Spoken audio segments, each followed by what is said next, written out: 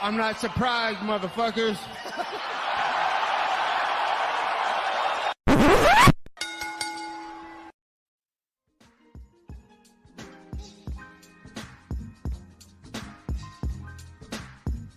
What is up, ladies and gentlemen? Welcome back to Courtside Soundoff podcast. Once again, I'm Josh Evanoff. As always, welcome by the one and only man of the hour, too sweet to be sour, future jiu-jitsu world champion, Gracie Academy black belt. I'm talking about Angel Ortega. A lot of stuff to talk about this week.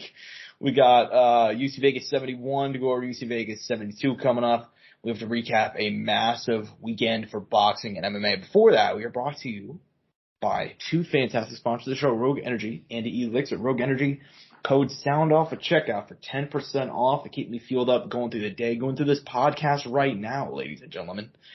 And you can be fueled up as well with code Soundoff for 10% off at rogueenergy.com and ELYXR.com. It's the exact opposite. They got Delta 8, 9, 10 products. They've got joints, gels, vapes, gummies, whatever you want. They got it, and they can get you really high with code Soundoff for 10% off at checkout. Fantastic sponsor of the show. Shout out to them. Been with us for a while, and we appreciate working with us for so long. Look, man, there was a lot of fighting over the weekend. There are some weekends where, like, for example, the one that's coming up right now, I mean, we got some fights, you know, Vegas 72, obviously, but it's kind of more a low-key card. And even then, you know, I don't think there's any real big boxing going down. Last weekend was one of the most jam-packed filled schedules of combat sports that you'll probably have all year. But we'll hit it off with the UFC first, man, because in the main event, we had Sergei Pavlovich going out there and putting a stamp on his potential title shot, man. Facing Curtis Blades, and we kind of knew, like, all right, either Curtis went down early or Curtis is going to take this big boy down, and he's going to put him down early, you know? In the end, Curtis came out the shot for the takedown, couldn't get him down. Sergei ends up getting the knockout win. Ladies and gentlemen, that is now 1, 2, 3, 4, 5, 6 first round finishes.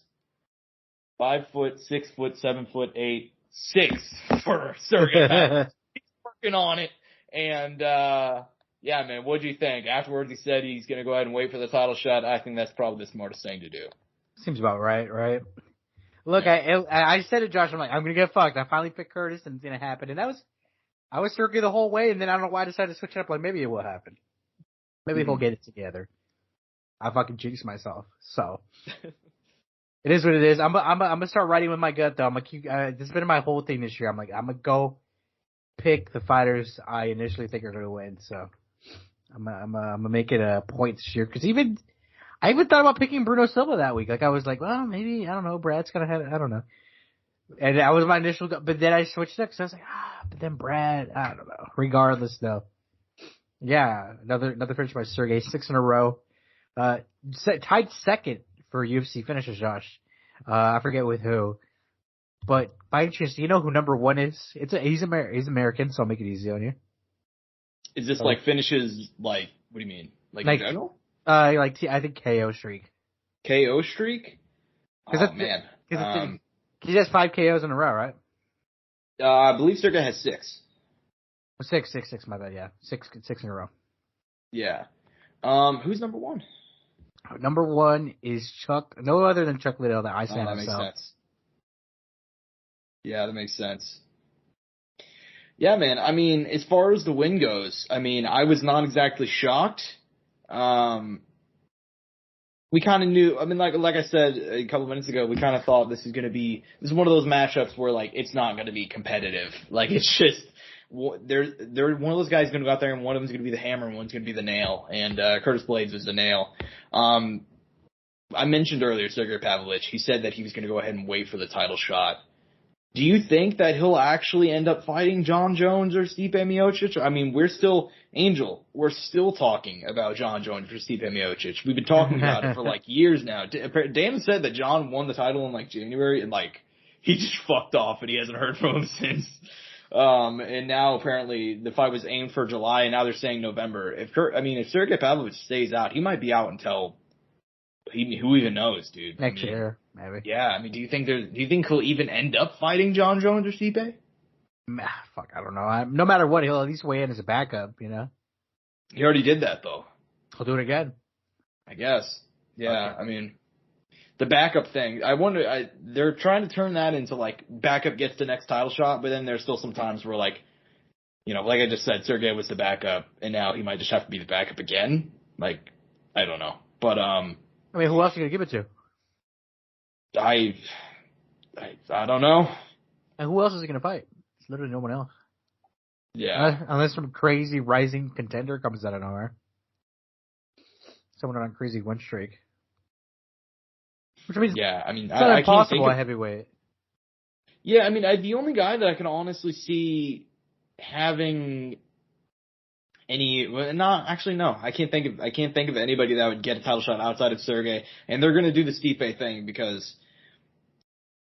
reasons. But I mean, we know that he's getting a title shot. I'd be shocked if they did end up going the other, if they actually went with Sergey. I know that some people were like, hopefully, you know, they'll swap him out, but I really don't think that's gonna happen. I think Stipe is pretty dead set on this thing. Unless some crazy shit happens though, like where they can't come to an agreement. It's like, hey, bro, like this shit is just too much. We're not. Well, and let's be fair, that's very much a possibility. I mean, so you got options now. Yeah, so they got options. That's important. But yeah, dude, huge win for Sergei Pavlovich. I mean, he's an interesting dude, and I saw some people. Before we move on, I want to not talk about what's next, and I actually want to talk about kind of about his development. Because I've heard somebody talk about how, like, okay, Jon Jones versus Sergey will be like Cyril versus Jon Jones. And they were kind of making the point that, like, everybody was so hype for Cyril because he's this new breed of heavyweight, but he hadn't really been tested. And whenever he got tested by a guy like Jon Jones, he got taken down and mauled.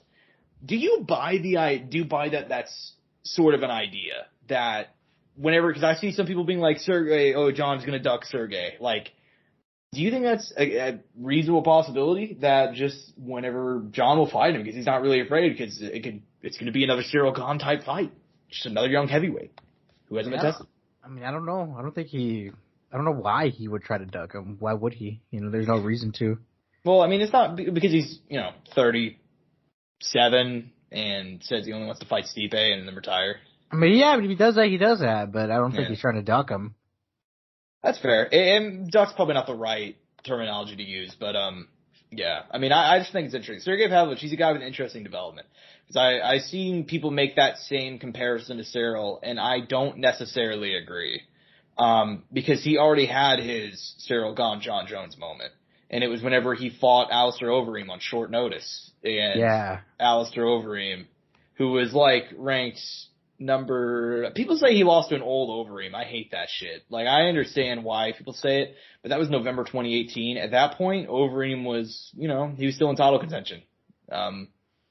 Just that, like, the year before he knocked out Fabricio Verdum and Mark Hunt, or it's not knocked out Verdum, but he beat him, and he was a top contender at that point. Sergey already had his kind of Cyril Gane, Jon Jones fight when he fought Overeem, and he went in there and kind of shit his pants and got taken down and TKO'd immediately.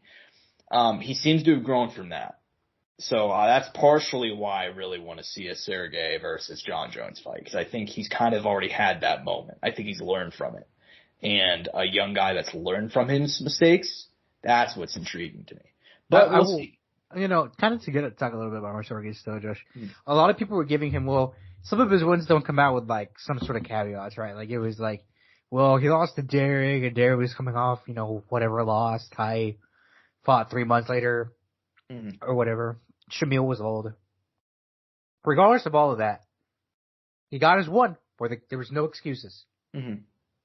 He has proven himself. Simple as that. I agree. I 100% agree.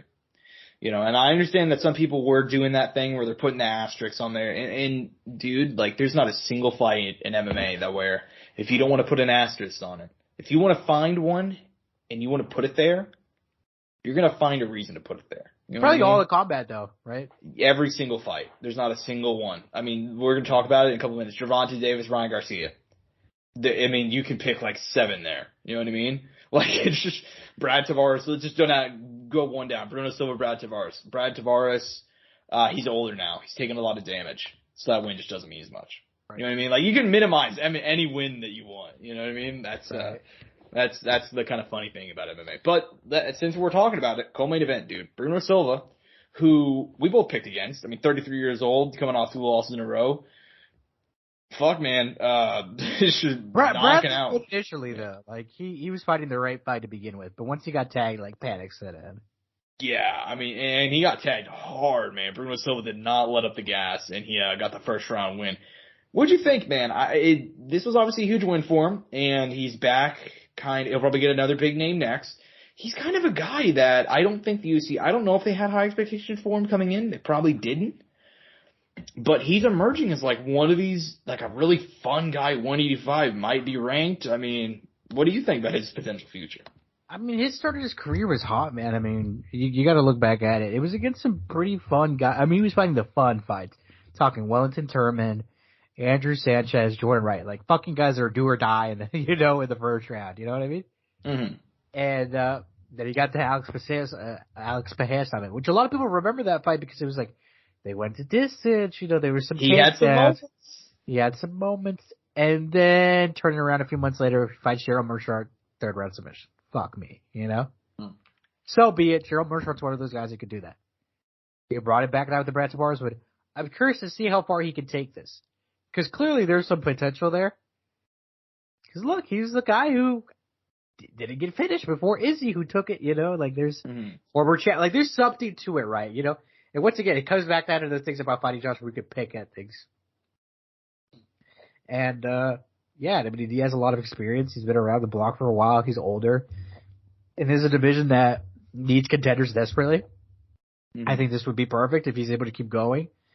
I don't know. And especially now that Kelvin's moving down to 170, which, I mean, I'm sure that's news for later, right, Josh? I mean, I didn't include in the rundown because we don't really know who he's going to fight yet. But yeah, Kelvin Gastelum, 170. Yeah. So that's a slot opening up right there in the division for someone. We got guys that are like Brunson who are kind of on the way out. And there's some young contenders on the end of the division. There's potential for a older, experienced veteran guy like Bruno Silva to come in and make some noise. Mm-hmm. I agree. And I was very impressed with his win, man. I really thought that maybe whenever he lost to Gerald Meerschaert, I was thinking, maybe it's not maybe he's not going to be as good as we'd hoped, cause I remember watching that fight and thinking cause obviously he went for takedowns in that one, but he had some moments on the feet too. It was a really entertaining fight. I don't even think it won a round, but it was one of those fights where he kept himself in it and he won exchanges and I came away feeling impressed. But then he lost to Meerschaert and I was like, maybe not. Maybe that was just him ascending on one night like we see guys do from time to time. But no, he actually seems to be like a pretty competent guy at 185 and 33 years old, but just kind of breaking into his prime. I feel like we'll see what happens. Keep an eye on Bruno Silva. But I mean, as far as the card goes, dude, I mean, we got to talk about the controversy. Bobby Green wants his fucking money, Angel. Bobby Green wants his fucking money. Is this Renato Moicano? No, Renato Moicano was asking for money. Bobby Green needs his money. Rolls up to press conference, drips out with a sack of cash. Yeah, well, Bobby Green, dude, I mean, let's talk about it. Jared Gordon, he, not intentional, likely, but he headbutted the shit out of him, as Jared Gordon. Just, and nobody's fault, it happens, right? And he ends up swarming him for the win, and it looked like, Bobby Green, big knockout win, boom. Instead, they end up changing it. What do you think about this, man? And I understand that some people are saying that Bobby Green is overreacting, and I get that reaction because, it was an accident, and it wouldn't be fair to give that loss to Jared Gordon. But dude, what a weird situation. How do you think about how they handled this case? Because you've seen other guys get hurt before from headbutts, and we just saw Chris Curtis get dropped with a headbutt and then lose the fight, partially because the judge decided he got dropped. So, I mean, what do you think? I mean, granted though, that one was different because he was coming up, and it was hard to catch. Mm-hmm. And this one was Bobby going in, and it's very clear that it happened. You know what I mean? Yeah.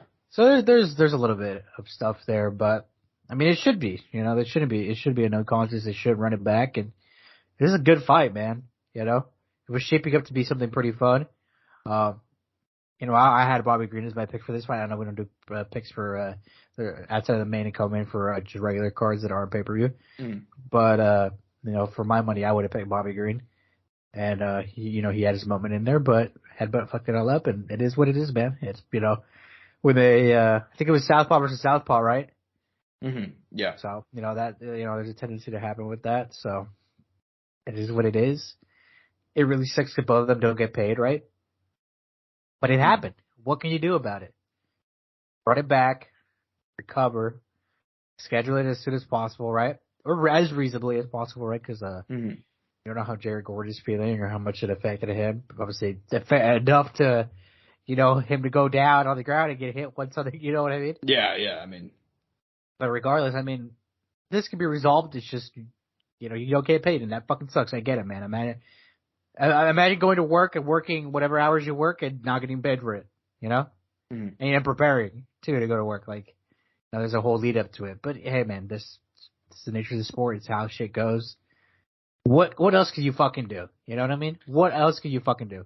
Yeah, there's nothing that Bobby Green can do, and it sucks. And I think that some people would be like, he's complaining too much. It's your fault. Yada yada yada. It's just like I'm not even talking about whose fault. I'm just asking you to put yourself in the guy's shoes.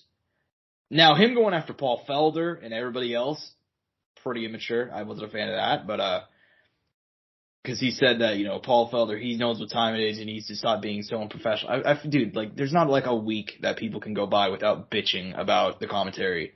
Like, I'm going to be honest, we've talked about it ourselves in the past, and we talk about it every once in a while, how sometimes DC or Paul Felder or any of these guys, like, they just have bad nights.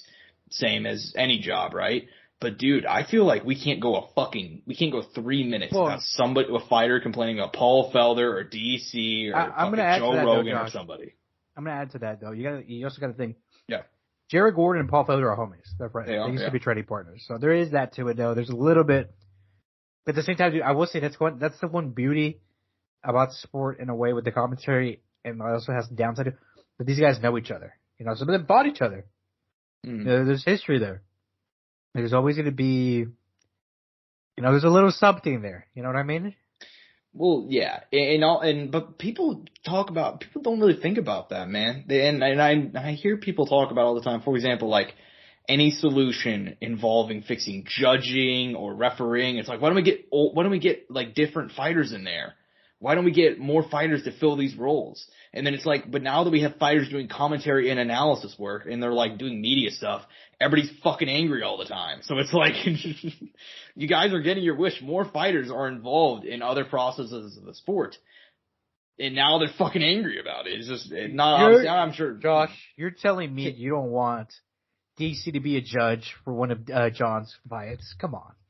Exactly. You see, people still say that shit though, and then they go and complain about how like commentary is biased. It's like, you guys want more fighters involved in like stuff after fighting, right? You guys want these fighters to have jobs after fighting, and you want them to stay involved in the sport, but you don't like them to have opinions on fighters and that are currently involved in the sport. You know how fucking stupid that sounds when you say it out loud. Like, obviously it's a different case by case basis, but I think that a lot of people just don't really think about that sort of stuff, man. And it's like, yeah, Paul Felder, is he probably a little bit biased whenever you see some of these guys on, like, out there? It's like, hell yeah, man, but that's not Paul Felder's fault. The UFC shouldn't have those guys behind the desk at all. Or, I mean, probably. I mean, I think, especially if they're still involved in, like, modern combat, you know what I mean? Like, for example, I think a guy like DC is probably fine, because DC retired. He's been retired for 3 years. He doesn't even train. You know what I mean? Like, DC definitely doesn't train. You know what I'm saying? Like, so I think it's fine for him. But come on, Josh. DC's a heavyweight, man. He can still train. No, I'm saying he could, but he would talk about how he's not really doing it anymore. You know what I mean? I know. I'm fucking around. But, yeah. So, yeah. I mean, as far as the Bobby Green thing goes, I get it. But, definitely a weird situation. Hopefully it gets rebooked. As far as the rest of the card goes, man, I thought it was actually a pretty fun fight. A fun fight night. There were a couple of solid knockouts here. What fight did we talk about, man? We gotta talk about the fight that started off the night, dude. Brady Heistan versus a name I'm not gonna pronounce. What a comeback fucking finish, Josh. And then the end celebration with all the blood in his face and the roar, and then just being peeled out of his mind, shredded, and just screaming. It was fucking awesome, dude. That was pretty fucking sick, dude. And by the way, like, you know how, like, sometimes we talk about, like, how it must be so weird to fight at, like, midday? Like, Brady Heistan probably just had the greatest moment of his life at, like, 2:57 p.m. Central Time. You know what I mean? Like, that fight was fucking incredible, dude. He got the finish. And then that was the first fight of the night. Like, literally, like, they didn't give that one fight of the night, but, like... It was, just think about that. Like, that was like Brady Tyson. That was the moment of his life, and it happened at 2:57 on the fight one on a UFC fight night in front of 0 fans at the UFC Apex. But that's what makes this sport so fucking good, Angel. So I was in my house getting fired up watching that shit. Really? You watched that? Did you watch that in the moment? I watched, yeah, man. That was like, it was the first fight on the card. I watched the whole card. Man, dude. I don't do that too often these days, but I got to see most of it. Every Brady Heistan fight has been great, dude, since the Ultimate Fighter. There has not been a single boring fight. You know what? He's only like, 8 fights in? He's a guy that I got hopes for. Not in terms of maybe like being a champion, but like. He's so young though. We don't know what the future is. Exactly. Dude. At his age and with his like, he's not really fought much. Sky's the limit for that kid, dude. You know what I mean? I love that shit. He has a good fucking group of people behind him. Juliana Pena, Michael Chiesa, some good fucking people to look up to. You know what I mean? Yeah, if there's like 2 people that you probably want, it's gonna be them. Yeah, I love Michael Chiesa, man. Like, I know this is off topic, dude, but for me, he's just one of those guys that I love his career, just trajectory. Going into the tough house, losing his dad, answering that fucking phone call. Fucking, I'm getting a little emotional thinking about it. Just because you and me are very close to, well, you've already talked about it. You're on the show, Josh, but you talked about how your dad passed a few years ago now. And, you know, I talk about my dad all the time. And we both have very supportive parents when it comes to the podcast, right? And you talked about all the time how your dad would always ask you about it. My dad still watches and asks us about it all the time. I want you to know, Josh, I think my dad loves you more than me because he's always asking about how you're doing too. He'll be like, how's this writing going, all that. Yeah. So him getting that phone call, finding about his dad passing away, and him staying on the fucking show, fighting and winning it. Yeah. And then going on and having his career welterweight career at welterweight and finding some success and hopefully making a return soon is just fucking awesome, dude. I just want to mention that real quick. I know that was completely off topic. Mm-hmm. No, I get it. I mean, if you're talking about like moments, like that's kind of the thing about fighting more than any other sport. Like there are sports stories where like you'll hear it and it's like that's just. I can't even imagine doing that to like play a game or to compete. You know what I mean? Michael Chiesa was probably the one that I think I couldn't do. Cause I think I probably go through like I've been fucked up in my life. You know what I mean? Like I've gotten into fights. I've had injuries. You know what I mean? Like I'm a human being. You know, you live long enough, you have it happen. But I don't think I could stay in that tough house after, my dad died and to go ahead and to, like, go on, like, cause, like, there's gonna come a point whenever, like, your parents are gonna pass away someday, and that was one of my worst fears. And for, like, a lot of people, that's, like, a big fear. I mean, it's unavoidable. And for Michael Chiesa to have that, the high of getting into the tough house, followed by one of the worst days of your life. And for him to choose to stay in there and to stay in that environment, because when you're in the tough house, you're not on your phone, dude. Like you're in there with yourself and like a bunch of drunk dudes. That's probably the worst. Dude, think about this. Like the emotional like roller coaster. You get in the tough house, and it's just that one of the worst days of your life. And not only that, you have to bog that down because you're surrounded by guys you're literally gonna fucking fight. And he somehow came out on the other side. Like, Michael Chiesa does not get the respect for that reason.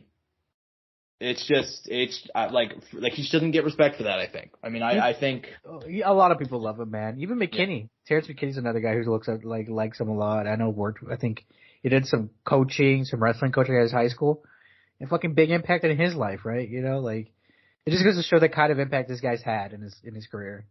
Mm-hmm. And shit, he came on Tough too. Like I remember Mike Kissa showed up on Tough and he was like, you saw the fucking smile on his face when he saw him. Like, oh shit, this is my guy.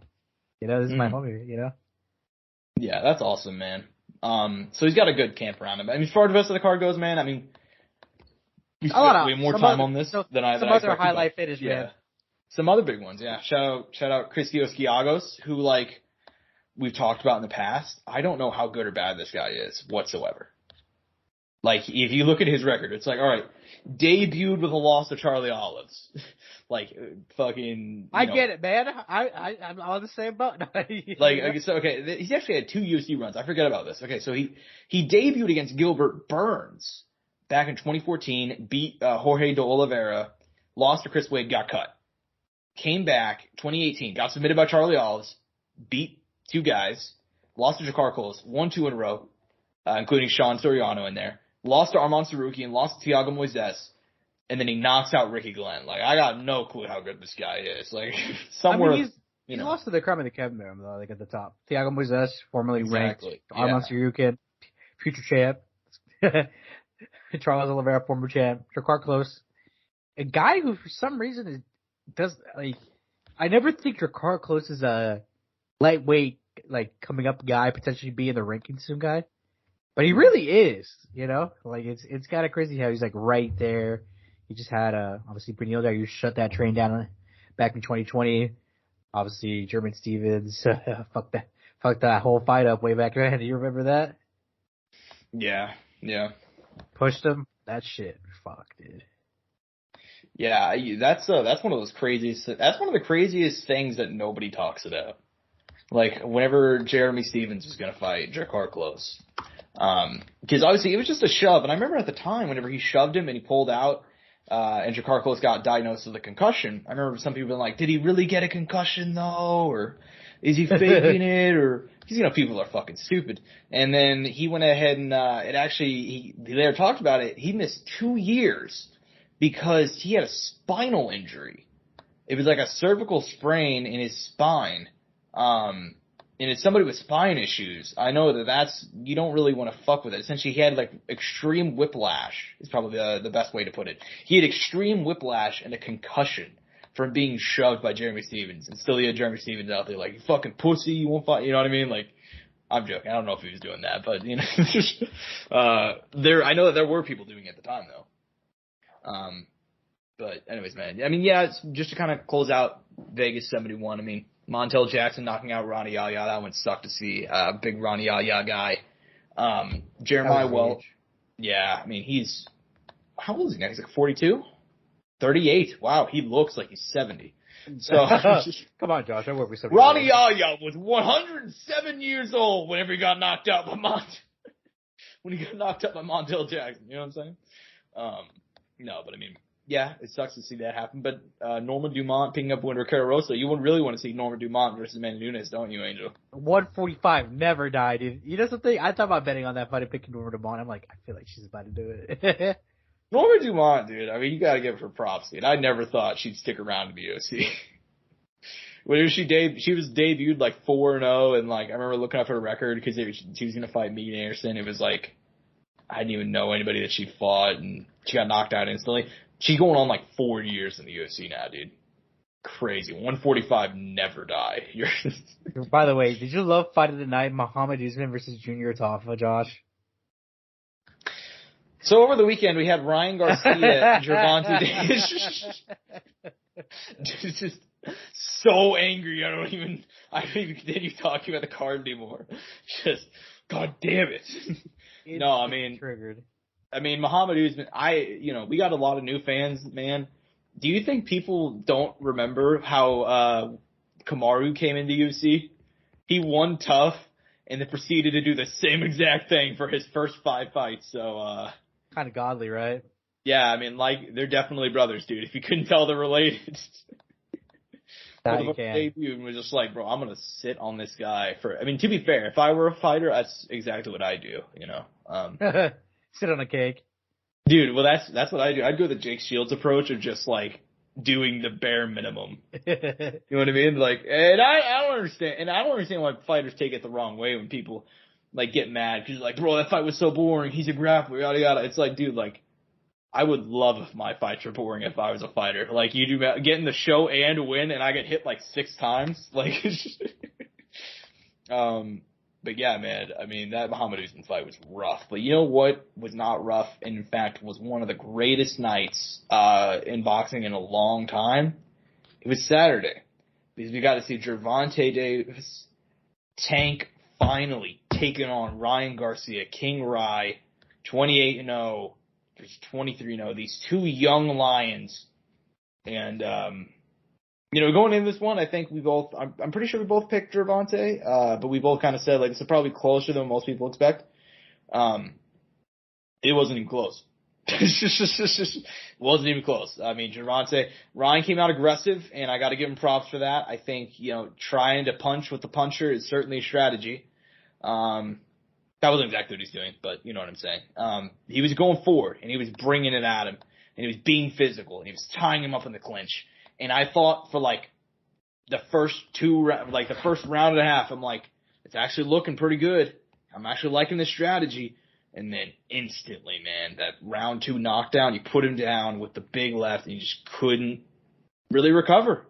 Ended up getting stopped around 7 with the body shot, man. What did you think about the fight? It kept you on the edge, man, because you didn't know when it was going to come, right, for either guy. Because in his own right, I thought Ryan had his moments. I thought he might even had him tagged at one point, He might have had Tank tagged a little bit. I'm not saying he had him, hurt or anything, but I'm just like, oh, I think he... Because you saw Tank... wrap up a lot, dude. Mm-hmm. Real quick. He was like, oh, fuck, no, we're not doing this.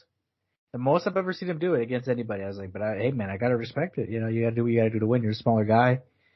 But fuck, man, I saw Ryan get a little wild in there, and I was like, I only know how this ends. I will say, dude, none of the angles did that body shot justice. Not even the one from the side. They had the one from the middle, the one from the opposite side. At first I was like, fuck, what? That just looked like it slid off. You could see it connects, but it still done until they showed the other side. Mm-hmm. That's when I was like, oh, fuck, okay.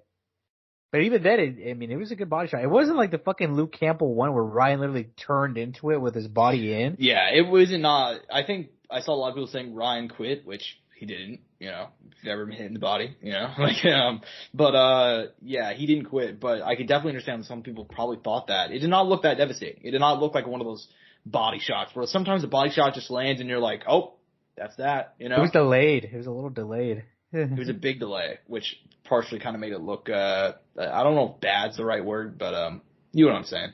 Look, it almost, people thought maybe he was looking for a way out. Yeah. Yeah, probably. Look, man, in terms of my thoughts on the fight, I don't know how I feel about it, man. Because it was fun. Yeah. It was fun. Just, it was fun. And I gotta say, this is probably the best, cause I understand that now Ryan and, Ryan hasn't really talked about it much. It was more just, other people have been talking about it, but it came out that he had a mole in his camp. But outside of that, there hasn't really been any drama. We just had, when they went out there, 2 young stars who we've wanted to see fight, they fought, big knockout, lot of action, and that's that. That's what it's about, man. Making your fucking money. I know, but just dude, can you remember the last time we just had a boxing match where there wasn't some bullshit involved? I'm sure there's one I just can't think of. I'm just I'd other weight classes probably. You know what I mean? Some smaller weight classes. Yeah, but I mentioned because I'm talking. This is in because from what I'm hearing about, I don't have any confirmed numbers, and I'm not going to source any because I don't want to put anything out there. What have you heard? I wonder if we're close. I'll type in the chat. Oh, why don't you? Wait, I'm not going to say it just because. We don't want to put that out. That's what I've heard. I don't know if that's true or not, but that's what I'm not even saying it because I haven't even sourced that. I just saw it on Twitter. Oh, okay. I saw that number on Twitter. I also saw this number, so somewhere in that range. But I don't even know if that's. We always knew that was possible, though. I know I'm kind of leaving everybody out of. Yeah. And at first, I thought that doesn't sound right, but I'm not sure if he's the social media numbers. I'm pretty sure Ryan and Gervonta posted a picture of themselves posing with each other after the fight, and it did 2 million likes or something fucking insane. Well, think about how much that was all over your timeline, Josh, with people, just regular people. That's the other thing. Yeah, there were people who I don't even know, who were not even know, people I know that don't know shit about combat sports. By the way, Josh, I saw that shit on. I don't never get on Facebook. I got on Facebook, saw it on Facebook. Got on Twitter, saw it on Twitter. Got on Snapchat, saw it on Snapchat. Saw it on TikTok, saw it on, it was everywhere. Exactly. So, I mean, we'll find out what they did. And fuck yeah, dude. I mean, this is what the sport about. Making big fights, coming out of it, trying to not get so fucking rare, hurt. man. It's just so rare to have one go like this. And I'm in such a good mood because of it. By the way, how'd you feel about Conor talking to Ryan afterwards? I thought that shit was so awesome. That shit was so awesome, dude. Because here's the thing about Conor. Even if he's, Dude, you could tell he loved the sport right then and there. He was like, dude, I want it again. Give it to me like it was a fucking drug.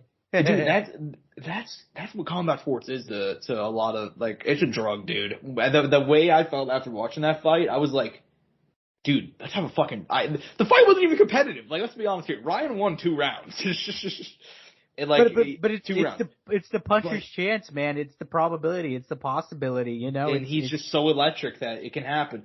But after that fight ended, I was like, fuck yeah, we gotta see it again. Like, the fight wasn't even competitive. Like, I don't even know why I felt that. And now, like, here on Wednesday, I'm like, oh, well, no shit. Why would they fight again? Fight wasn't even competitive. But at the moment, I was like Conor was. I was like fucking shadow boxing in my fucking living room and like, dude, let's see that shit again. We can have Ryan fight fucking Isaac Cruz in the meantime, and then Gervonta can fight the winner of Devin Haney versus Lomachenko, and then fucking Shakur, he can fight, fucking somebody in the mix, you know what I mean? Like, I was just, like, Conor was, I was like Conor McGregor on Saturday, man. Like, I love that shit. I loved seeing him in that room. Because if there's a guy to listen to, like, Conor McGregor right now is in that stage of his career to where, like, nobody, like, a lot of people hate him. They know that, like, he's past his prime. They think they're just tired of the charade. But, like, if there's a motherfucker you listen to about adversity, it's Conor McGregor. That's why people for so long just did not count him out. I mean, the guy was a fucking working as a plumber. It was like 4-2 in MMA, and then within like 3 years was one of the biggest athletes on the planet. You know what I mean? You listen to that guy. Fuck, it's about, man. That's what it's about. For sure, man. And moving forward, final thoughts on this one. What do you think is next? Because obviously, I don't think there's a rematch clause, but there might be. I think it was only if Ryan won, probably. I'm assuming. Yeah, probably. I'm assuming. But, I mean, it has to be Devin Haney or fucking Lomachenko. That's another big fight, man. It's another one. I mean, I don't know if we'll do, granted, we don't know what Ryan and Gervonta did yet, but I don't know if we'll do the same numbers potentially or more, but look, I mean, Tank said something afterwards, and I think it's something we should put a poll up on Twitter for or on the YouTube, Josh, is Gervonta Davis the face of boxing? And it got me, personally, I don't know. I feel like I think there's multiple faces. I don't think there's one person dominating the sport right now. Mm-hmm. It's not like the UFC where for a long time it was Conor. You know what I mean? Mm-hmm. Or John or Chuck or, whoever you want to say, or in some ways Ronda, right? Or whoever, right? There's always going to be multiple faces, like Floyd or Manny or whatever. But, or Tyson, Ali, you could go on, right? Mm-hmm. But because I feel like everybody has their own, what's the word for it? Kind of fan bases. Cause Canelo will always have the Mexicans come out, man. You know what I mean? No matter what. They'll always be there. On top of all the other, fans, the American fans, international fans. I feel like even, Tyson Fury, a lot of fans there. England, people he's inspired through his own struggles. And here's the uncomfortable one that we have to throw in there since we're talking about faces of boxing. Jake Paul and KSI, the influencers. I hate to say it, but if we're going by numbers. But it's true. It's true. Yeah. Number wise, Jake Paul might be number one right now. It's not even a joke. Like the logic song goes, men lie, women lie, but numbers don't. Exactly. Yeah. I mean, if we're talking, I mean, I like Gervonta a lot, and I hope he can keep his nose clean. You know what I'm saying? Like, I for years now, I've been like, yeah, man, Gervonta, big win. I hope he can keep his nose clean. I hope he can stay out of trouble. I like it, man. Let's keep it going. And then he's just arrested for TV fucking 3 weeks later. So I hope that does not happen here. And he seems to be in a good headspace. And, he's going to be sentenced for his hit and run, on May 5th, I believe. But this fucker might have just made a lot of money, so it's not even going to matter. It probably won't matter. I mean, I know that like I said, he's had, some legal issues in the past, and so he's a multiple time offender, so I don't think he'll have too many issues, but I mean, he'll probably be fine. He's got money. Rich people don't go to jail, unless they fuck up 17 times. So, Yeah, but I mean, as far as Gervonta, is he the face of boxing? I mean, he's one of the faces. That's kind of what this fight did. Yeah. This fight was weird because like most big boxing matches, it's like there's a draw here, and most of the drawing of that particular matchup has to do with like, okay, these motherfuckers are so good, like this guy has a belt, this guy has a belt, you know, or it's like Conor, Floyd, it's like these guys are both, maybe they're not top tier boxers right now, but they're both top tier at something, you know, like Floyd was one of the biggest stars on the planet and an all-time great, and Conor was the best guy for MMA. This was interesting because it was one of the first real boxing matches where it was like, these guys are not stars yet. If you look at their numbers, like Gervonta, his biggest pay-per-view was 250,000, which is worse than Jake. It was less than Jake Paul's worst pay-per-view. You know what I mean? That was Gervonta's best one, just for example, right? Ryan's never even fought on a pay-per-view. But yet, whenever this fight happened, they were everywhere because everybody's just been like, okay, boxing, we need these new stars to rise up. We need them to fight somebody. We've been talking about it for like 6 years. Finally, they kind of paid off. Well, dude, I think it shows the benefit of just fighting the guys, fighting the names. You don't need titles. No titles on the line here. Well, not even just that, but you know how these guys won't fight each other for a long time, for years. You know, there was that era where. You know what I'm talking about, the Three Kings, whatever. You know what I'm talking about, Josh, right? All those guys, right? Sugar Ray Leonard, you know, that era of boxing. All those guys were fighting each other in the 90s and 80s. Duran, Hagler, yeah. Yeah, it didn't fucking matter who you were or whatever, where you were ranked, what fucking belt you had. We were fucking fighting because the best was fighting the best. And that's how it fucking should be. And it showed here the potential it could have in making money and in your career in the long run and also being great. Mm-hmm. Just take the risk, and it'll pay off. And if you don't end up with the W, hey man, you end up with a fat paycheck. So be it. Mm-hmm. Exactly, dude. And I just really hope that this means that like we're gonna get more. We're gonna get more like big time boxing matches. You know, but you know who kicked off this shit though, Josh? Who? Teofimo fucking Lopez, bro. Explain. Teofimo fighting Lomachenko, being so young. I guess that's true, yeah. With the record he had. He took that, you know, he was calling that fight. People were like, no, he's too young. He needs time. Let him develop. Lomachenko's going to, you know, fuck him up, you know, this, and that.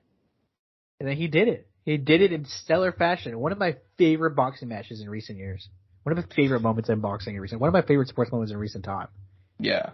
And you know what? Like, you mentioned that, and I understand that some people don't like Teo right now because, you know, he lost, and you know how much boxing fans hate that. Right. But you know, his story, and you kind of mentioned that. I mean, we're praising Ryan and Gervonta for finally stepping up.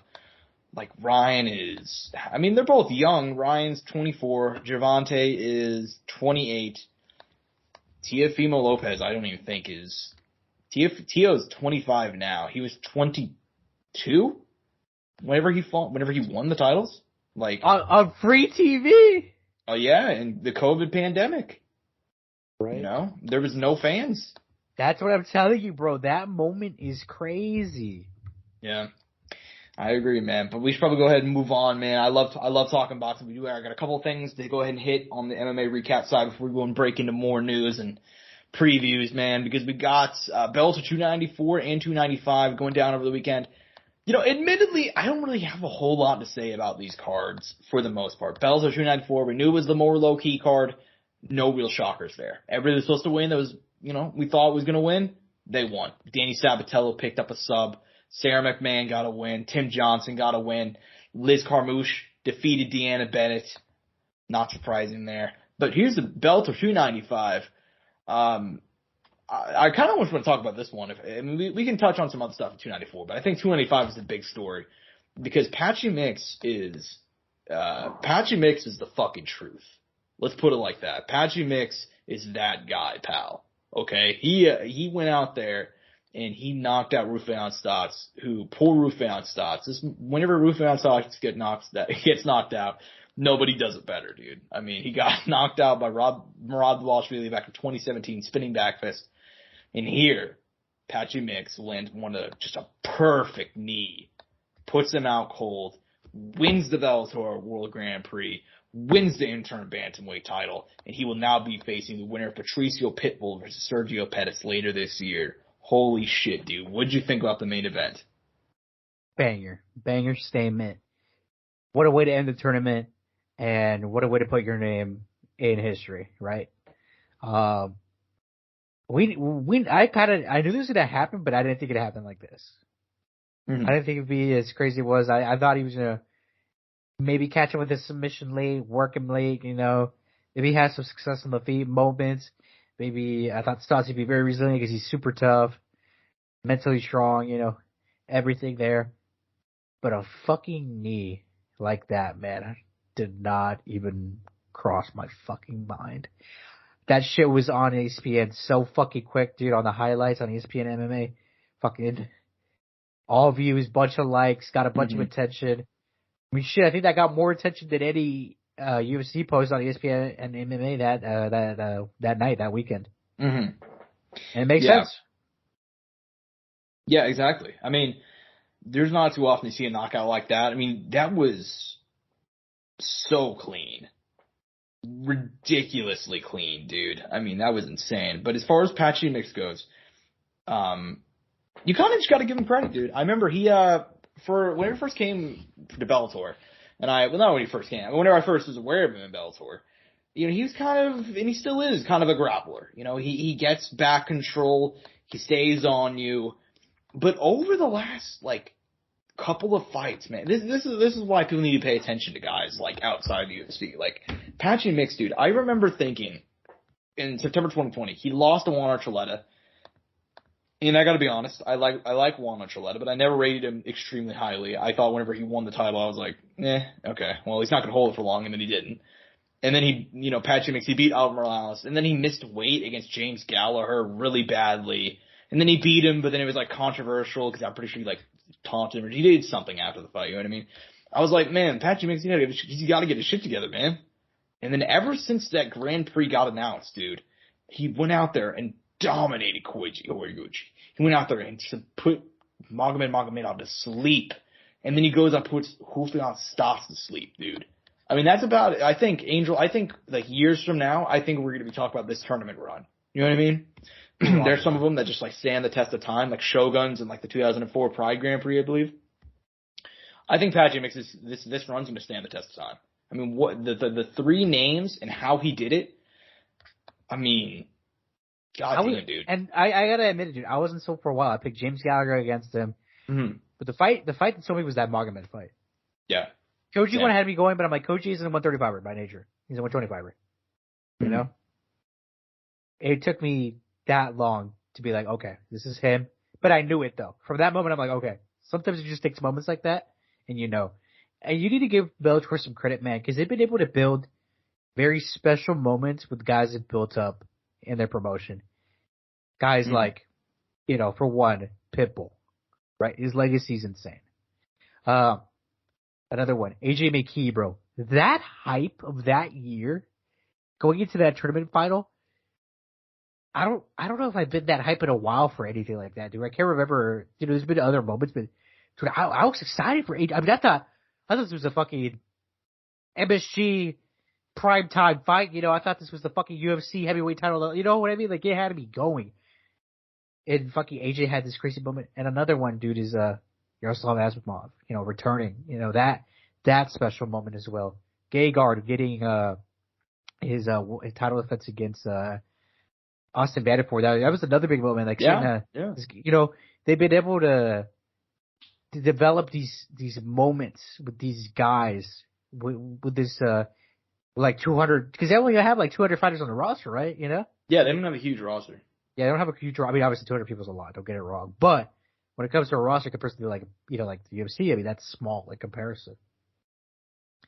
They've been able to do this shit, and it just goes to show guys and I always say this, I'm always don't down talk the fighters. Watch other promotions. There's great fights. There's great fighters everywhere.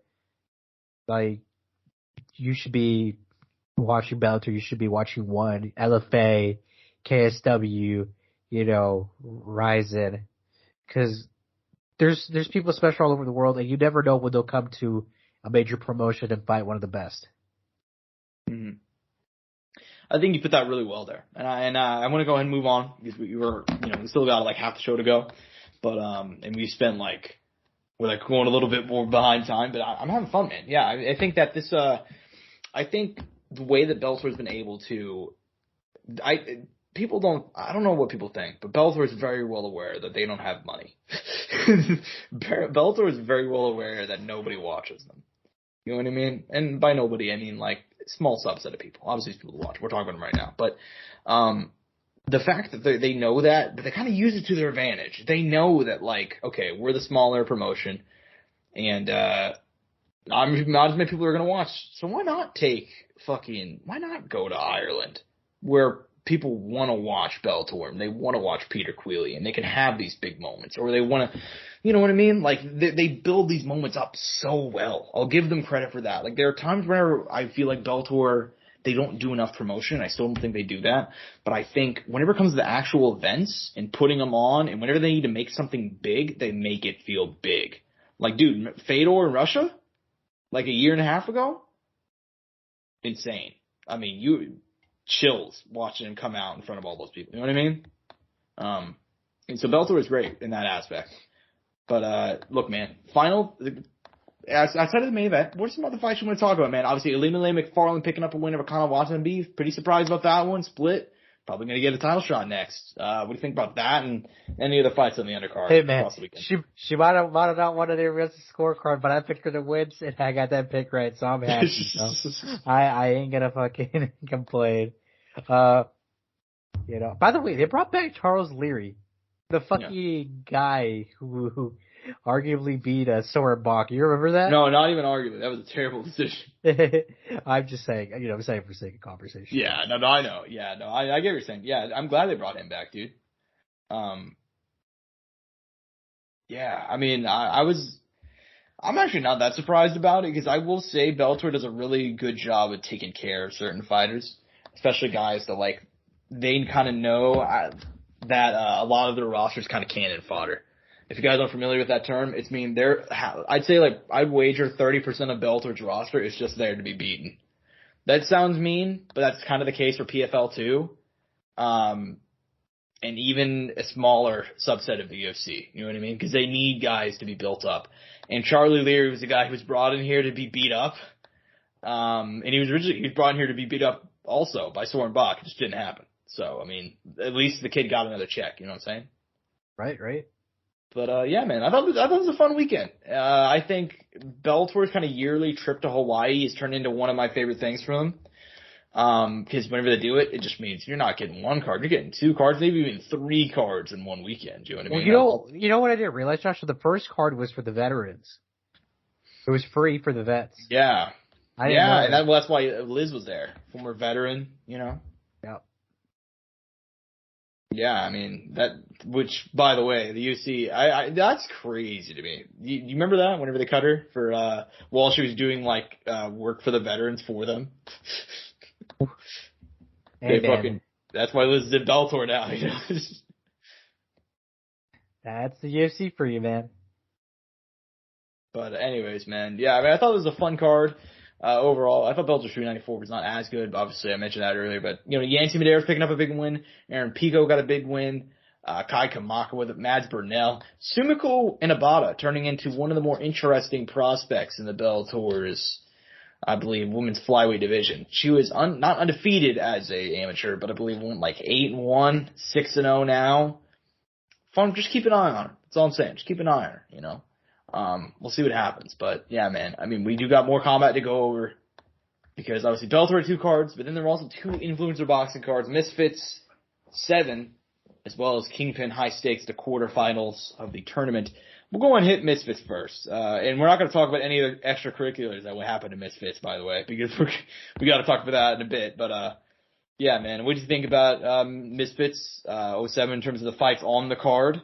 Le'Veon Bell defeating JMX, Chris Avila defeating Paul Alma. This is a fun card. It was all right. Yeah, I mean, it was okay. It was nothing, like I told you, Josh, in the pre-show, by far, and it wasn't even close. I think Kingypn put on a way better show, and it might be, and I say this a lot, right, because they're always getting somewhat better. I think this one's officially the best influencer card. Like, overall. Yes. Top to bottom. Yes. I can see that, yeah. I mean, I think... As far as it played out and how it went, I mean, it had, obviously, the McBroom loss McBroom by injury ending the fight sucked, but, we'll get to that soon. Mm-hmm. Yeah, I mean, ultimately, dude, I thought this card was alright, I mean, they had some people, like, it's good to see Wally Sharp's back, got a big knockout win, Le'Veon Bell, he's an interesting guy in this kind of influencer scene. I mean, he lost to Uriah Hall, comes back, picks up a win here. Love to see it. Chris Avila got a win. He's another guy. He's kind of staying around, staying interesting, staying busy in the influencer scene. But yeah, man, I'm on the same page. I think that Kingypn was much, much better because we'll go ahead and talk about it right now. You mentioned the main event, Anderson Gibb and Austin McBroom, the rematch. Austin McBroom looking quick. He was looking good early, man, and then broke his ankle. So yeah, that sucked to see. But did we get that officially confirmed? Because that's what the corner said at the time. That is what post-fight they came out and said as well. So I'm assuming that's the official diagnosis. Ankle injury. Yeah, broken ankle. Yeah, I mean, he got thrown in the clinch, so I'd buy it, It looked weird at the moment. I had no idea what happened. Yeah, no, that sucks, man. Obviously, shitty ending. Wanted to try to get that one back. Big shit. What can you do, man? Another unfortunate thing in combat. But him as a former college athlete, played basketball, I'm sure he might have had some lingering injuries for the past potentially, or just stuff that's been there for a while and it finally just caught up to him. I mean, it's just how the fuck it goes, man. When you're an athlete, this is shit you got to deal with, or even a former athlete, Mm-hmm. Yeah, I mean, it happens. I mean, I will agree with you though. I mean, this card was insane. Specifically the Brazilians. Dude, the Brazilian crowd went I mean, they weren't even in Brazil. They were fucking England. They were in England. They just got a bunch of Brazilians just showed up. By the way, this Whindersson Nunes guy, who, I don't know, but they compared him to the Kevin Hart of Brazil. This guy has 5'8". By the way, Josh, you would have guessed how many followers this guy has on Instagram? It's a crazy amount. Just to give you for one. Just throw a number out there. I'm going to go like 6 million. This guy has 58 million followers on Instagram. Fuck me. This guy, I don't know. Look, we're not Brazilian, but it just goes to show like how we could be in our own bubble, and we don't know how big some other stuff is outside the U.S. In the world. Mm. This guy is like a comedian, I guess, like their version of Kevin Hart, whatever. This guy got some fucking skills, dude. Dude, what the fuck? He looked like by far the best guy I've seen in a while. Yeah, I was like, fuck. I was like this. I looked over at the other guy, and I'm like, this guy's so fucked. And he looked clean, dude. I don't know. He had boxed some Brazilian boxing legend too, by the way. I don't know too much about it, but he boxed what's his name? I have Acelio Freitas. This guy was like 41-2, professional Brazilian boxer. They called him a legend. I don't know, exhibition or whatever, but I saw it was there. So I was like, maybe, I don't know that whole look. Maybe some Brazilian fans out there could like explain this to us. I wish I knew more about this, but regardless, I think it was fucking cool though. Mm-hmm. I mean, it was sick, dude. As far as his fighting goes, I mean, I thought he looked probably the best guy overall on the card. But yeah, dude. I mean, the production value, the crowd was crazy. I mean, I didn't even know. I mean, just to give you like, this card was popping off, dude. I saw tons of people talk about this thing. I saw way more people talk about this than I saw talk about Misfits or any of them, honestly. I mean, to give you like an idea, my girlfriend doesn't give a fuck about fighting. I could turn on Robbie Lawler versus Rory McDonald too, and it would be like I turned on fucking a Senate hearing or something really boring. You know what I mean?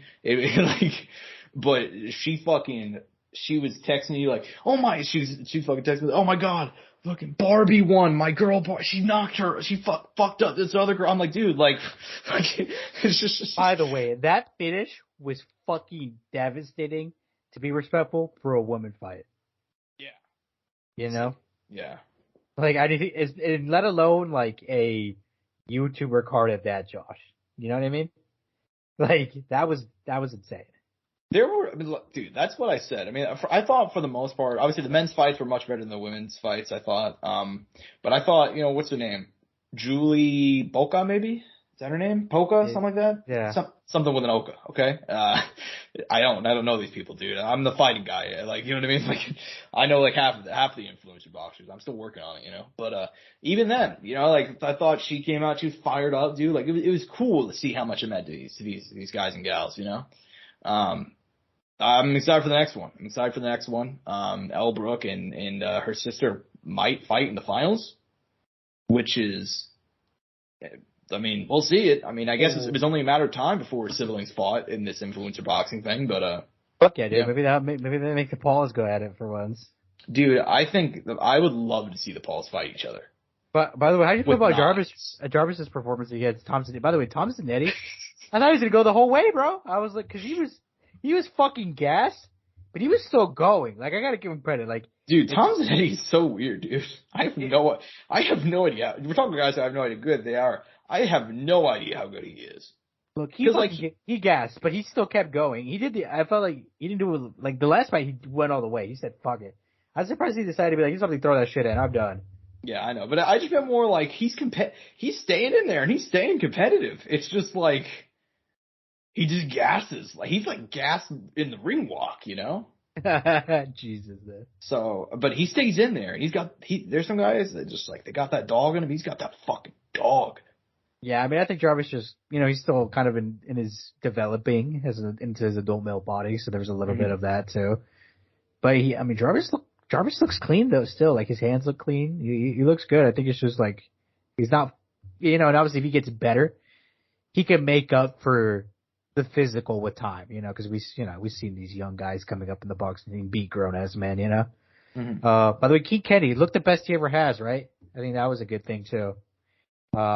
Coming out of that, I'm like, okay, this is good. This is what I needed out of Kingypn, because it's been kind of like, split decision here, split decision, you know what I mean? I mean, okay, dude, let's be honest. Kingypn was like 2-2 coming into this, and like the 2 wins that he had were very controversial.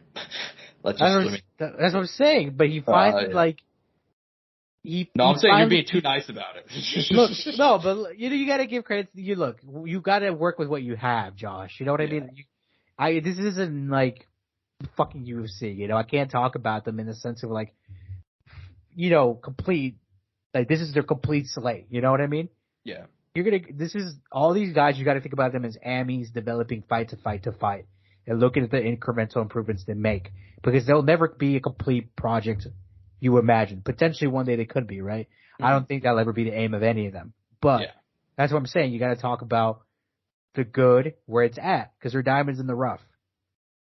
It is what it is. People need to accept that, You're saying I might be giving a little too much credit, but it's like, well, I need to give credit where credit's due, because I don't expect him to ever be fucking world class either. You know what I mean? No, that's not what I'm saying at all. But I think he's better than what he was in his last fight, and the fight before that, and the fight before that. And that's what it's all about. Yeah. So, regardless, I think this is his best performance yet. I'm curious to see what the next improvement is. He has a tough one against Whindersson Nunes. I'm curious to see if he's able to recreate some of the stuff he did in his last fight. Because the fucking Brazilian looks fucking tough, dude. I honestly, out of all, I would have way wanted Jarvis Moore or give the fucking Whindersson Nunes after that body shot finish, man. 100%. I don't want to, And by the way, it's going to be in Ireland. So let's see how the Irish crowd is for that. We'll see. I mean, I think they should say fucking go to Brazil, but, for Saturday. But, we'll see. We'll see how it goes. But, we got a UFC card this weekend. We got to go and preview it before we can go ahead and hit some news, man. Admittedly, I don't think we're going to spend much time on this one, because I like the main event a lot. I'll actually say that. I think, like, as far as this main event goes, banger. These two dudes are going to kill each other, okay? Song Yadong and Ricky Simone, 5 rounds. This was really supposed to be Oman Saruki and Hinata Moicano for 5 rounds. Instead, these two got bumped up and gave him the 2 extra rounds, which I'm honestly really excited for, man. What do you think of this matchup? Obviously, Song Yadong coming in off those loss to Corey Sandhagen last year. And then we got Ricky Simone, who is riding a 5-fight winning streak, man. Mm-hmm. I mean, shit, dude. I'm curious to see how they adjust to the 5-round main event, right? Obviously, How short notice was it, by the way, since it got bumped up? They bumped him up about a week ago. Well, fuck. I mean, there's like no preparation for that. Yeah, I mean, it's, you know. It is what it is, man. You'll just have to adjust. I mean, Song Yadong has prepared himself for 5 rounds before. He knows how much it takes to get to the championship round, so I think that'll definitely be a nice little experience for him. Obviously, he made it to the 4th, got stopped in the 5th, right, going into the 5th. So he knows how he was feeling there. So I think definitely that'll at least play some sort of I think he'll have a little advantage there. At least he'll have an idea. But these guys are athletes, right? They know what they're building themselves up. Or they're fighters. They know they got to go the whole way. And I don't know. I'm curious to see if some guys like, fuck, man, I might have to get this done early because I don't know if I'm going to make it 5 rounds, you know? So I'm curious to see if any of them start off hot. I'm happy, man. I think Ricky Simone's really kind of grown and developed his hands a little bit more. His grappling is obviously good, and it's only gotten better. It's kind of interesting, though, how Uriah, though, is going to be in the opposite corner, and Uriah gave Ricky something a few years back, and I remember picking Uriah for that fight. So I'm sure there'll be a little mental game there. I wonder if Uriah has some stuff or that he saw way back when that he maybe passed on to Song Yadong, but it's obviously been a few years now, so yeah. Obviously Ricky's gotten better since then. Maybe that plays into the favorite song, maybe not, maybe, you know, maybe Ricky throws a little something in there from the past. It's kind of like, oh wait, you know, we saw that in footage a few years ago, this and that, and who knows? There's always, it's all, there's always. No. You're actually making really good points. I just started thinking like, yeah, that he's gonna bust out a move they showed him like 6 years ago as a joke, you know, like. Jesus. We taught Ricky Simone how to fight wrong. We thought it'd be funny, you know. Well, no, I mean just some sort of technique, some stuff, some openings that were there in the past that maybe they would use. On the feet though, I think it's Song Yadong all day. On the ground, I think it's Ricky Simone. I go Song Yadong though. I got a feeling he's gonna bounce back. I went back and forth on it all week, but I'm gonna go with my gut. I'm gonna go Song Yadong. Fair enough, man. I'm also gonna go ahead and go Song Yadong. I think it's kind of weird, right? So Ricky Simone, you kind of think of these both like young guys. Ricky Simone's 30 now. He's kind of in that time where he's making a run. He's in his prime, won 5 in a row. But Song Yadong, weirdly, is a guy with, like, more top-level experience, I feel like. I mean, been in there with guys like Cheeto Vera, Marlon Moraes, Corey Sandhagen. And he's not won all those fights, but I've generally been more impressed when he steps up to the top level than I've been impressed whenever Simone steps up to the top level. You know what I mean? I'm going to go and take him. I think that Ricky Simone's recent win streak has been – I could be wrong here. I feel like it's more been he got put down to a slightly easier level of competition and he's just beating much better guys. I think Song Yadong is a legitimate top 5 guy. I don't know that about Ricky Simone. I think Ricky Simone is probably, and that's not a slight against him. I think he's top 10, top 15. You know, I think Song Yadong has a higher ceiling, and I think he's going to go ahead and show it on Saturday. But by the way, do you think his best win by far is Jack Shore? And it's his last win. Yes, it's by far his best win. Yeah. Because he had Asian Rafael Sanso, Brian Kelleher, who's been through it. You could say Marab, but that one was so controversial too at the time. That was years ago, though.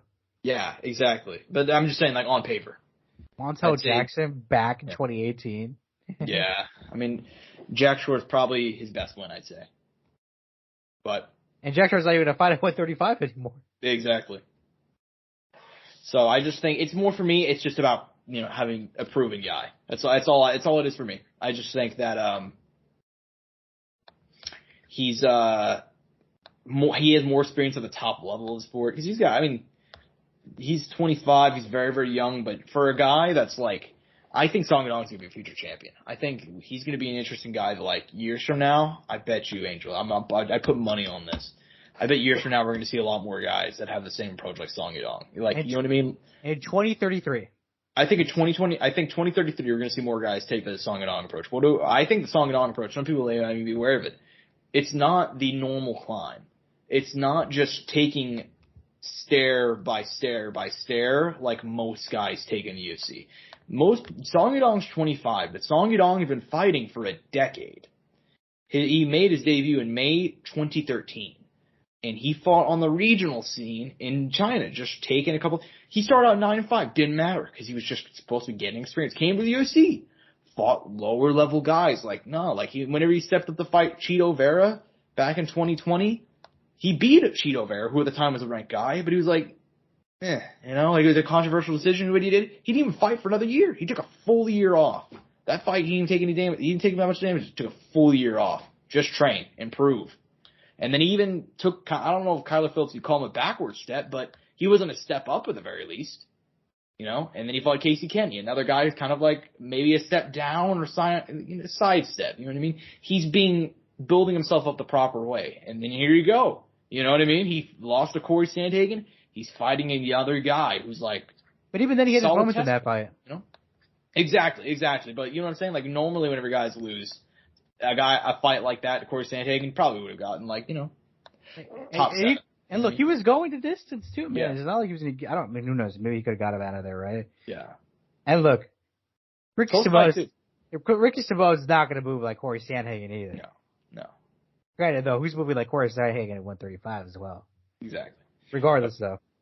Yeah. I mean, my kind of point, though, I think we're going to see more guys do the Song Dong approach of when they're really young, just going pro and just fighting on the regionals. Because I think we're seeing more and more guys coming to the UFC now.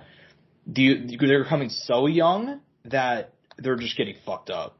And I think whoever represented him early on, and now obviously we know who represents him now, but they did the right thing, you know what I mean? Because I'm only 25 now, and the guy is like a seasoned veteran in there, you know what I mean? So, yeah, definitely interested to see what he'll do on Saturday.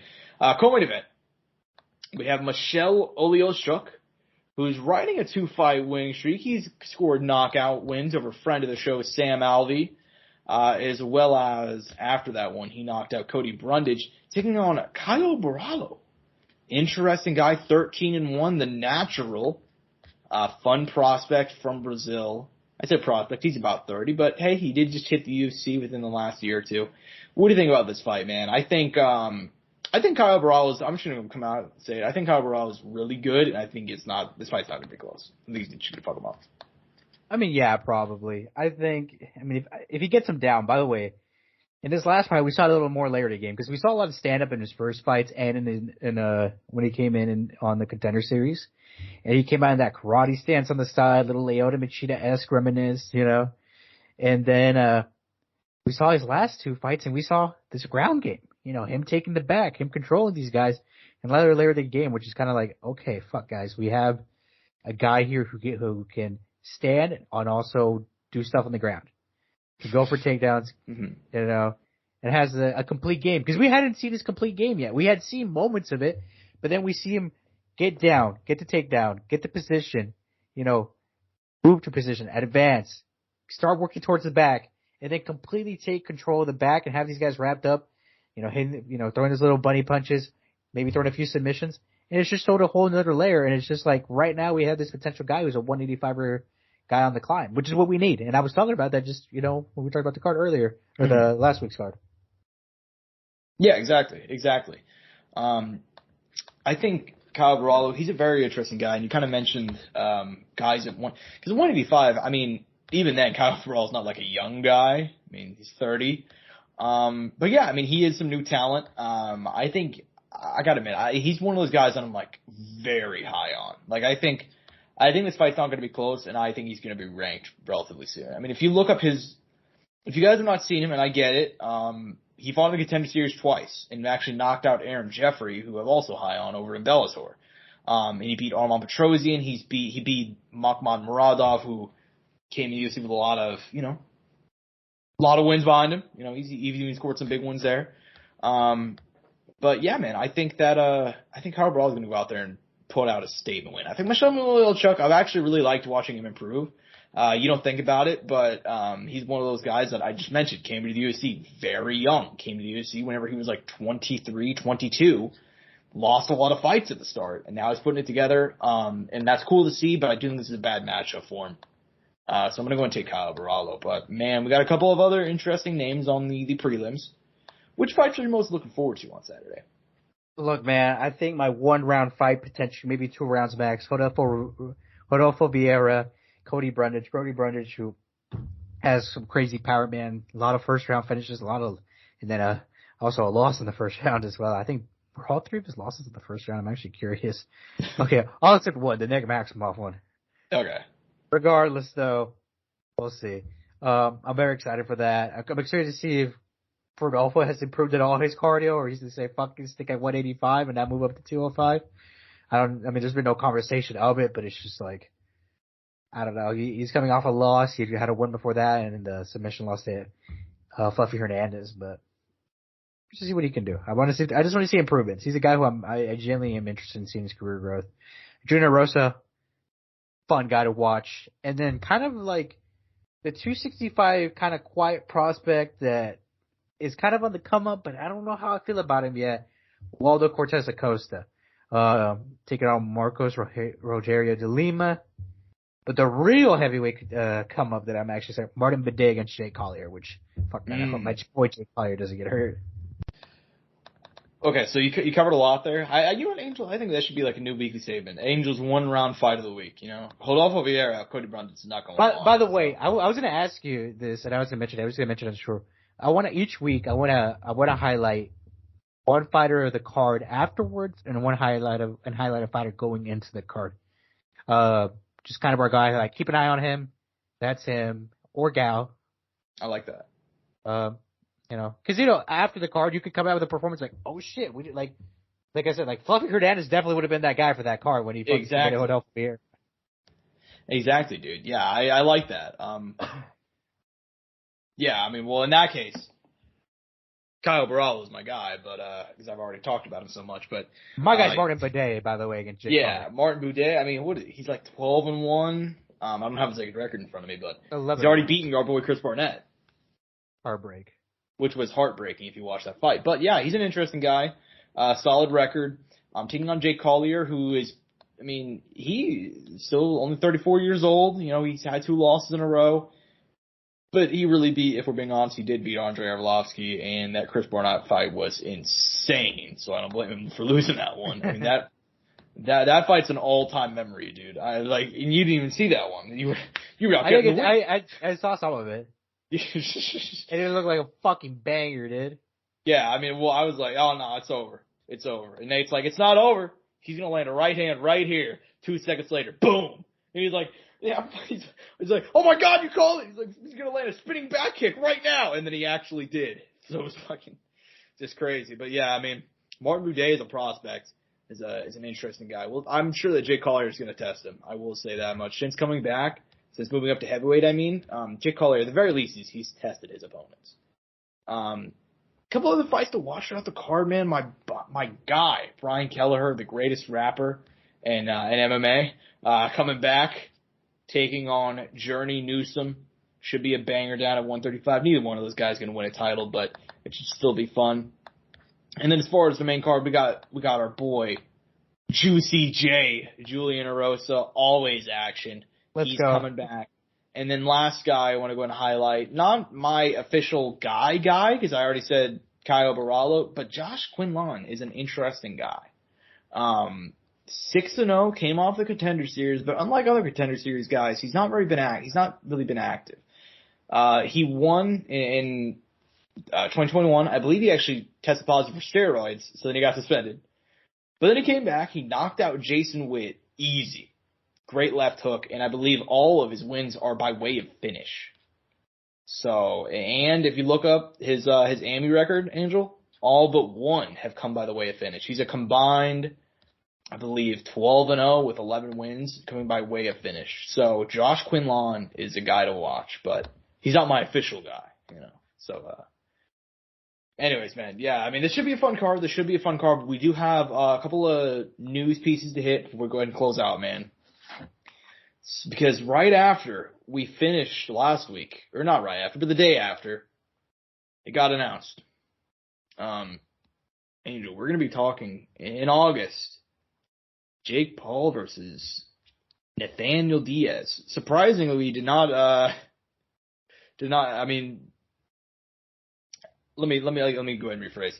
This fight came out of nowhere for me personally. I did not expect them to go ahead and make it, considering that Jake had lost.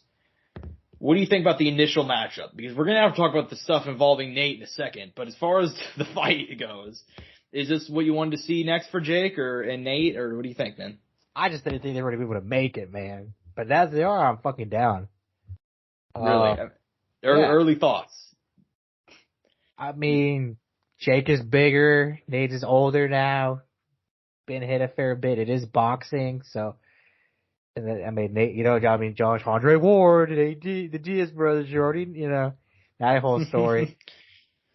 Yeah. I think there's some. I'm just curious to see how Nate does in boxing. Was how much talk there's been about Nate's boxing and him formally training with Andre Ward and his brother.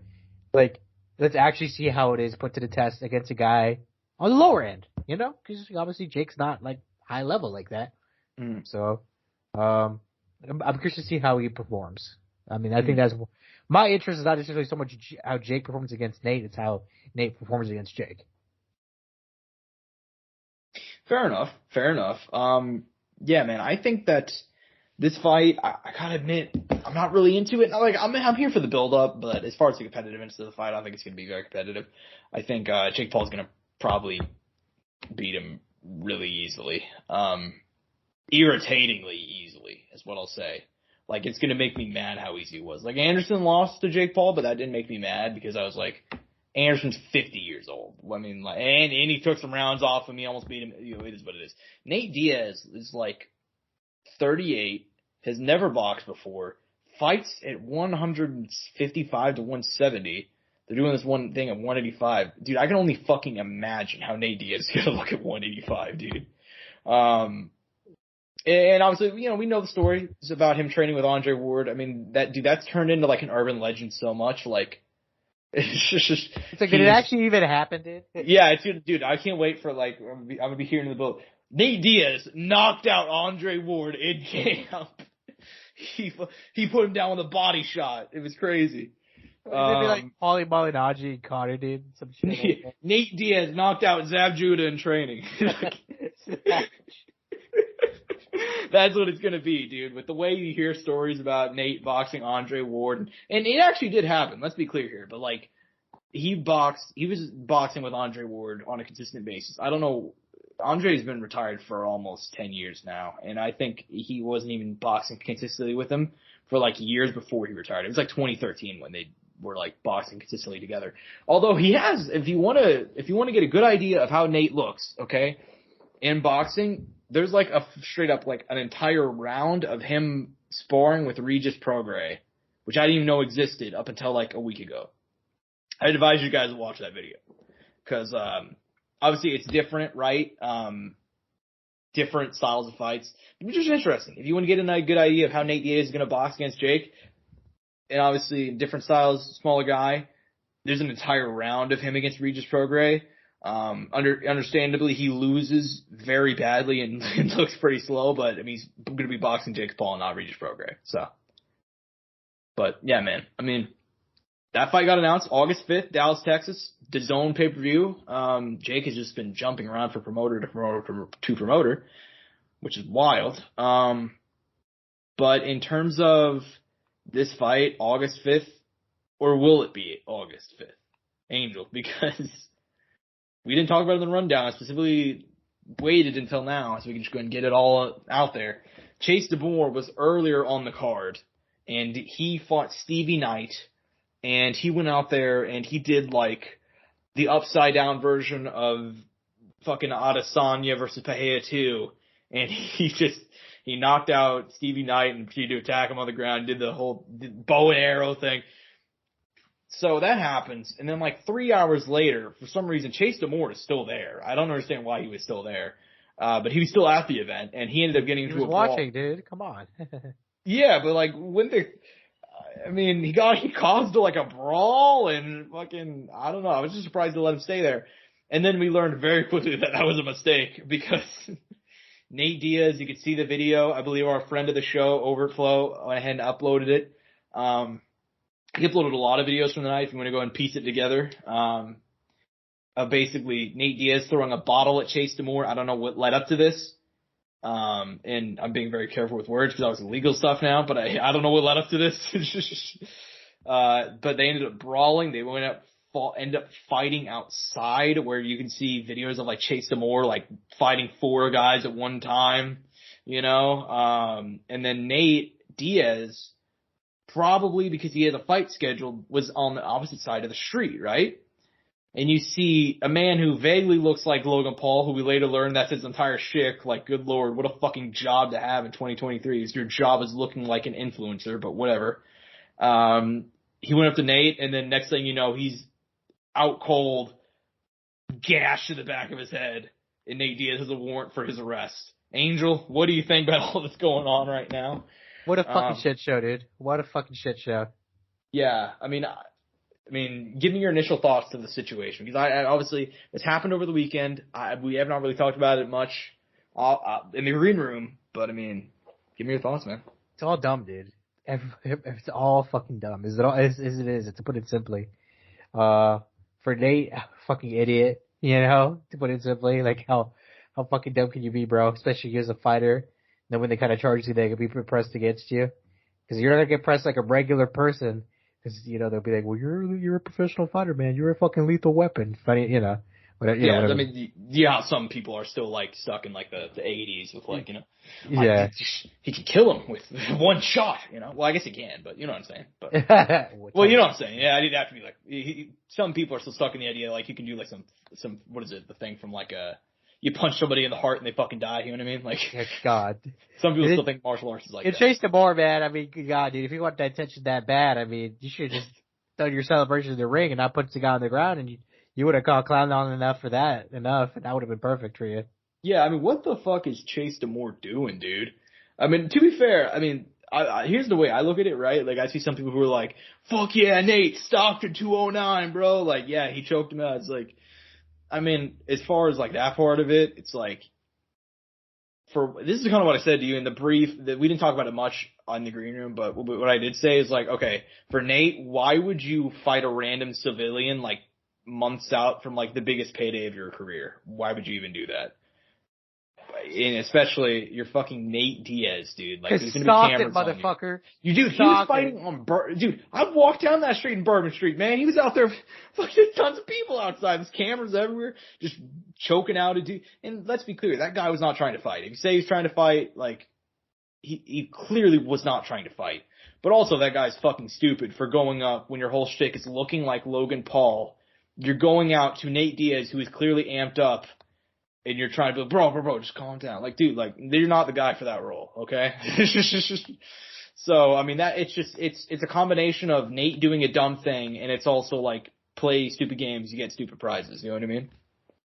But, the Chase Damore part of it is, I gotta be honest with you, I think Chase Damore is like, I hate it. And Angel, I don't know how to other way to phrase it. I fucking love seeing anything with Chase Damore in it. It's always the dumbest thing I've ever seen. It's always just so stupid, but yet I'm, like, captivated. Did you ever watch him on that one show on Netflix?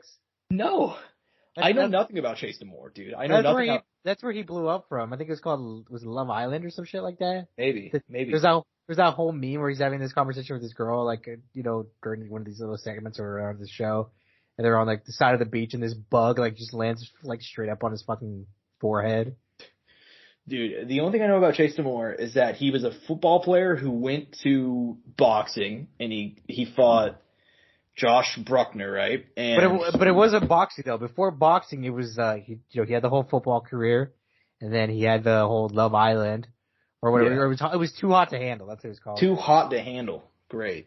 And then he went to the whole influencer thing, and then the influencer thing turned into influencer boxing. Yeah, it's just like, Angel, I mean, I understand. It's just, I can't stop watching Chase Damore videos. It's just like every time I see him, he's doing the dumbest thing I've ever seen in combat sports. And it's just like he keeps on managing to top himself, and it's almost impressive at this point. I mean, to go from, like, football to reality to fighting, and to just, like, on that last one, you're going to stop there and be like, all right, I've just gotten to fighting. All right, what am I going to do? Okay, I'm going to go out there, and I'm going to fight every single member of Nate Diaz's team. Like, what kind of what kind of room temperature IQ type of shit is that, dude? Like, This is what I said to you off air, but like if this is all clout, bro. This is the influencer fucking world we live in, dude. This is all it is. It's crazy that that's a job. You know what I mean? Because like if Chase Demore were born in any other time in history, like that's not like would he exist past like 15? You know what I mean? Like what value does he have? I don't know, man. He's a big man who like he's a big man who does stupid things. You know what I mean? It's just really funny to me. So, dude, he was eating knuckle sandwiches for lunch whenever he was fucking. Do you see the videos of him fighting multiple people? Obviously, because obviously, I'm sure you've seen some videos of like, but like, dude, he was getting clocked by like 4 guys at once and was just standing there like, hey, is anybody gonna help? Like, he was like dog though. He didn't go down. No, he did not go down. He's got that dog in him, but I think it probably has more to do with the fact that there's nothing really up there. You know what I mean? Like, you know how like whenever your brain, people don't know this, but the reason why the brain will the reason why people get knocked out in fighting is because your brain knows that you're getting punched in the face, and it's like, all right, I need to shut down so this guy doesn't, so I'll be okay. Which is kind of ironic because like, you know, if you shut down, you probably get beat worse anyway. But that's how the human mind works. Luckily for Chase Demore, there's nothing up there. So he was able to just stand there fighting 4 guys at one time like it was no problem. Just getting punched in the face repeatedly. Anyways, man. Last bit of news. Well, actually, we got 2 more pieces, but they won't take long. Saudi Arabia, who has been getting into boxing and sports because they have money and they don't really know what to do with it. So they decided that they're going to go ahead and just try and grab every heavyweight that's relevant right now. Because apparently they are in talks to do Tyson Fury versus Alexander Usyk and Anthony Josh versus Deontay Wilder, and to top it off, Angel, it'd be December and it'd be on the same night. What are your thoughts on this? And obviously the winners of the matchups would fight each other after that. But that's obviously, that just has not been, it's not official, but that's what they're aiming for. Josh, you already know I'm always DTF, man. Down to fight. Of course I want this. Yeah, I mean, look, but in terms of your reaction, I mean, jokes aside, what do you make of these 2 matchups? I know that we've been talking about it for so long. It's a little bit weird to get him because like Saudi Arabia, like the country that just like, they fucking like stone people to death still. It's a little bit weird that they're making this really good thing happen, but it's like, you know, hey, props to their sports department whenever it's needed, you know what I mean? I mean, fuck it, dude. I mean, I'm down to watch these fights. That's all I care about. Yeah, I mean, I can't control what Saudi Arabia does, so. Exactly, sadly. Yeah, sadly. They're going to keep on doing what they're going to do. But as far as making fights happen, if they can make this happen, dude, that would be insane. I mean, to go and have the biggest people right now, like the biggest heavyweights in the scene, and to get those fights done. Now, to be fair, I don't think this is going to happen. I'll go and say that straight up. I think Saudi Arabia has a lot of money to offer, but I'm at the point now, like, can anybody offer Tyson Fury enough money to get in the ring with Alexander Usyk at this point? Like, what the fuck are we doing here, dude? Like, I mean, we'll see. I mean, has there been official offers then or no? They did 70-30. They did a 70-30 split. You're talking about the Saudi Arabia offer. Oh, no, you're talking about, oh yeah, so from what I've heard, I believe Amir Abdullah, who's like a former boxer and he's like the representative, he said that, they've talked to all 4, they have good relationships with all 4. There's no tournaments in the works, but there are discussions that are ongoing. So that's good. At least it's starting a conversation. Yeah. But anyways, man, yeah, not a whole lot to say about this. I don't think it's gonna happen, but we'll see. I hope it does. Final thoughts, man. BKFC is going down. Well, let me rephrase. BKFC 41 going down this Saturday on pay-per-view, man. Luke Rockhold versus Mike Perry. We got Eddie Alvarez versus Chad Mendez. 2 bangers. I mean, if you're trying to get into BKFC, there's gonna be no better card than the one this weekend. So what are your thoughts on it, man? Well, you're absolutely right. I mean, the fucking main and co-main are fucking some of the best names in the sport. Mm-hmm. And I mean, also on the undercard, man, I see Beth Rothwell here, Josh Coughlin, and there's some other little names lingering around. And obviously the BKFC and fights as a whole or matches end up being great anyways. So Teresa Nashville. So Beck Rawlings are here, who's actually been able to build like a pretty good career since moving to like bare knuckle. And just coming out 2 losses, but still entertaining as all could be. And like you said, Josh, Eddie Alvarez, Chad Mendes is one of the best matchups you never thought about that you're going to get. Exactly. That's literally what it comes down to.